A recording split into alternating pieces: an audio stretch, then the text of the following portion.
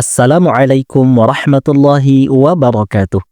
Halo sahabat El Hajer, semoga kita semua dalam keberkahan dan lindungan Allah. Bertemu kembali hari ini dengan fase C dalam kegiatan P5, proyek penguatan profil pelajar Pancasila. Hari ini adalah proyek ke-7, yaitu kunjungan TPA sampah atau tempat pemrosesan akhir sampah di Dinas Lingkungan Hidup atau DLH Kabupaten Magelang yang berlokasikan di Jalan Soekarno-Hatta nomor 45 Gunungan Deangan, Kecamatan Mertoyudan, Kabupaten Magelang. Alamat bekennya sih Sawitan. Jarak yang ditempuh dari SDIT Al-Muhajirin menuju Dinas Lingkungan Hidup Kabupaten Magelang kurang lebih menempuh 30 menit perjalanan. Cukup jauh ya sahabat El Hajer. Tapi bagi teman-teman fase C, itu singkat. Karena mereka menyukai hal-hal yang baru, apalagi belajar di luar sekolah. Tujuan dilaksanakan kegiatan ini adalah agar siswa-siswi memiliki pemahaman tentang pentingnya pemilahan sampah, upaya pengurangan sampah, dan memahami dampak lingkungan yang diakibatkan oleh sampah. Berbineka Global, gotong royong mandiri, kreatif dan bernalar kritis. Alhamdulillah, kita telah sampai di Dinas Lingkungan Hidup Kabupaten Magelang. Wah, tempatnya sangat sejuk, banyak pohon-pohon rindang. Subhanallah, senangnya teman-teman fase C. Teman-teman fase C, siap-siap mendengarkan arahan dari Bapak Ibu perwakilan Dinas Lingkungan Hidup. Nantinya, fase C akan dibagi menjadi 3 kelompok. Kelompok yang pertama, observasi di rumah kompos. Kelompok kedua, observasi ke bank sampah. Dan kelompok ketiga akan diperkenalkan dengan lingkungan DLH. Sepertinya, teman-teman fase C sudah tidak sabar lagi nih. Pasti banyak pengetahuan baru yang perlu diketahui, dicatat, dan diingat.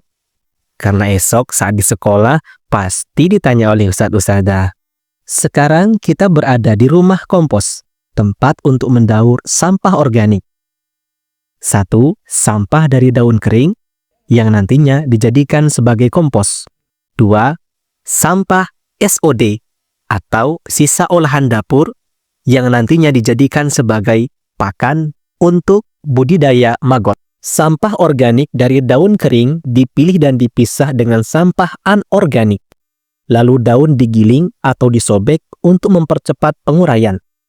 Untuk 1 kilogram sampah organik daun, cukup 1 tutup botol bakteri E4 dicampurkan dengan 2 atau 3 tutup botol tetes tebu. Lalu dicampurkan dengan air secukupnya. Ditunggu 5 menit untuk bakteri bisa bekerja dengan maksimal. Setelah itu, dituangkan pada daun kering yang telah disiapkan, lalu ditutup. Setiap 1 pekan sekali, tutup dibuka dan diaduk agar bakteri merata. Dan 35 hari, kompos telah jadi dan bisa digunakan.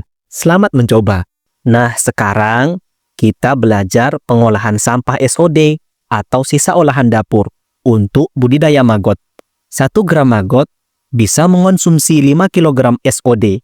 Itulah kenapa maggot adalah hewan tercepat pengurai sampah olahan dapur. Maggot adalah larva kecil dari telur lalat maggot. Telur lalat maggot pada hari ke-4 atau ke-5 akan menetas. Pada hari ke-7, baby maggot berubah menjadi repupa, lalu menjadi pupa pada hari ke-15 dan berubah menjadi lalat.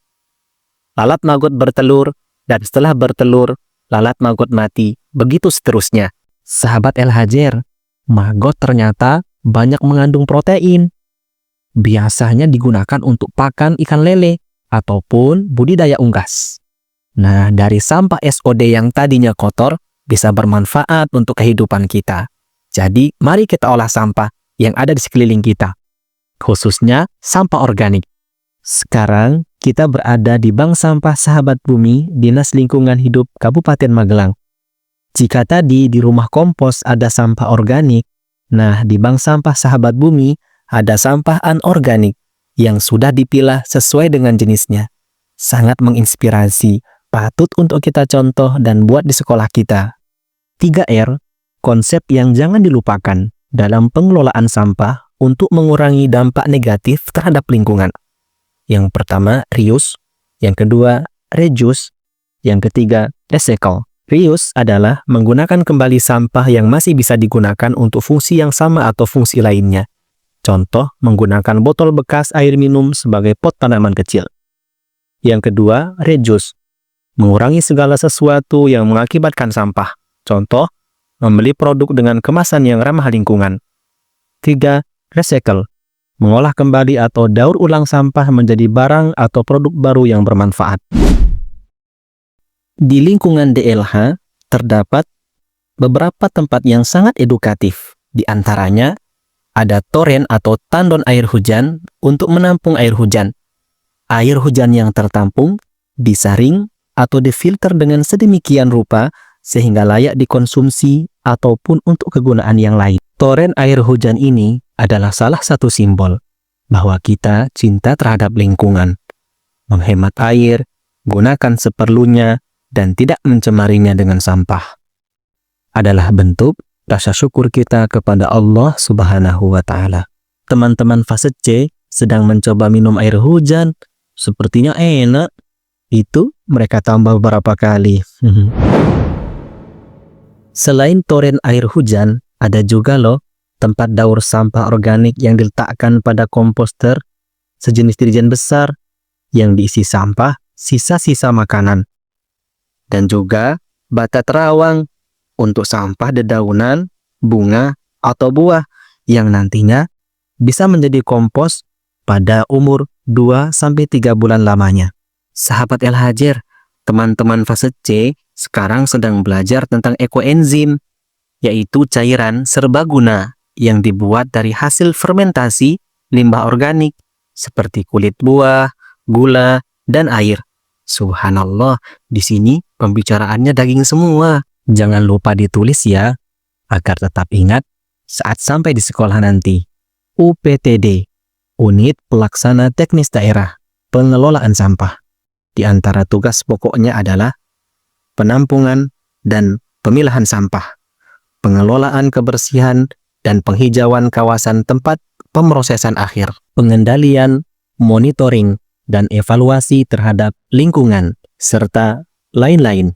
Terdapat beberapa titik biopori di DLH. Biopori adalah lubang-lubang kecil di dalam tanah, baik secara alami maupun buatan, yang dapat meningkatkan daya resapan air, serta banyak manfaat lainnya. Wah, menarik. Yuk, kita praktekkan.